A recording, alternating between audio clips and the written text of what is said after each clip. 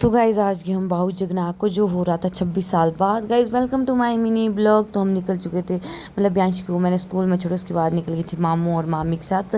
फ़िलहाल बाहू तो मतलब मैं और मेरी दीदी जा रहे थे और ये लोग बाकी बाज़ार जा रहे थे और हम इनके साथ बाज़ार तक ही थे। उसके बाद हमें खुद लिफ्ट ढूंढे और दीदी गई थी, हम तो जैसे सो के उठ गए थे। हम सच में ही सो के उठ गए थे, हमने कुछ भी नहीं किया। पता है बच्चों के साथ उतना ही होता है। और उसके बाद बैठ के हम मामी के मायके में, और इन्होंने हमें मतलब इन्होंने कहा कि थोड़ी देर बैठ जाते। तो और हम भी जल्दी आए थे, हमारे पास बहुत टाइम था, तो हम भी बैठ चुके थे। और हमारे साथ था चिंकू और ये अपना क्रिकेट दिखा रहा था। कहते हैं मुझे लगता है इसका क्रिकेट कोई नहीं देखता, तो इसलिए हमें दिखा रहा था ये। और ये थे मामू और इनके मतलब मामी के रिलेटिव थे। और उसके बाद हमने पिया बढ़िया मैंगो जूस मतलब हम सब ने पिया, ऐसा नहीं सिर्फ मैंने पिया, हम सब ने पिया।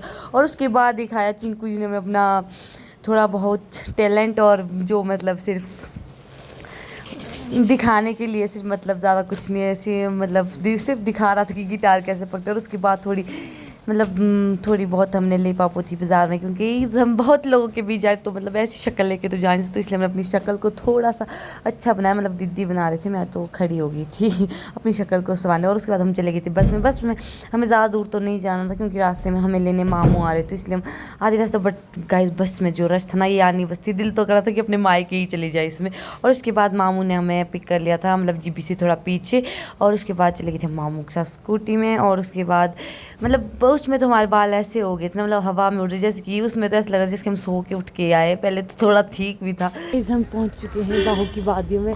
हम तो ही भटक रहे हैं, बिकॉज हमें रास्ते का कोई आइडिया नहीं है। नहीं है, देखो जहाँ पे पार्क की टर्न होता है, ये देखो स्कूल है बाहू में।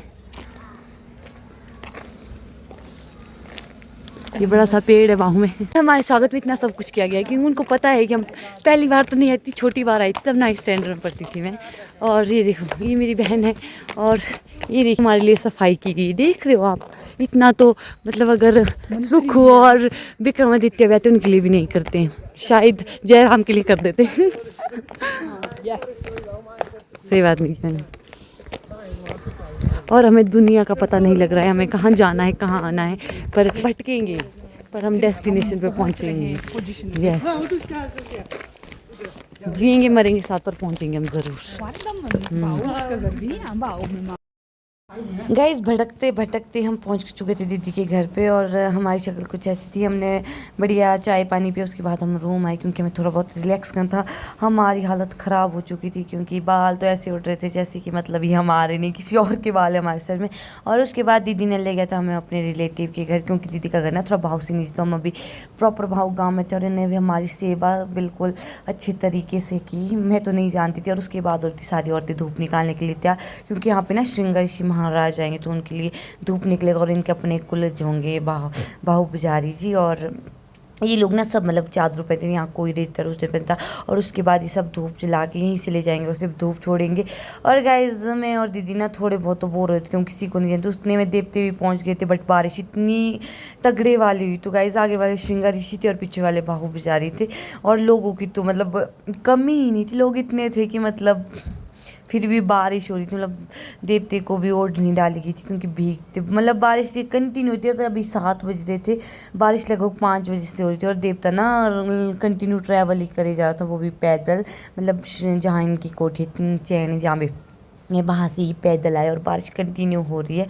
और ये देखो ये यहाँ की जनसंख्या है गाइस। हम सिर्फ एक ही जगह बैठे थे ना, हमने धूप छोड़ते देखा। और ये देवते को लिए जा, जब हम वापस जाते तो ये देवते के दर्शन में रास्ते में हो गए, क्योंकि हम तो परे गए ही नहीं जहाँ पे धूप छोड़ते, क्योंकि बारिश देख ही रहे हो आप ना। तो गाइस भीगने के बाद ना हम चले गए थे दीदी के घर, बिकॉज अब यहाँ पे कोई नहीं आया था। और हमें खाना भी बनाना था, क्योंकि हम नहीं गए धाम पे खाना खाने, क्योंकि हमारा बहुत हालत खराब। तो हमने चपातियाँ बनाई, दीदी ने दाल वगैरह चढ़ाई, चावल वगैरह चढ़ाए। और ये थी मेरी दीदी, मेरी बुआ की बेटी, और ये थे हम दो। और मेरा मुँह ना लाल लाल हो चुका था चपातियाँ बना के, मतलब मैंने और दीदी ने बनाई, दोनों ने मिल के, ऐसे नहीं कि मैं अकेले। और ये है मेरी मासी, मतलब मेरी छोटी वाली दीदी के बेटे।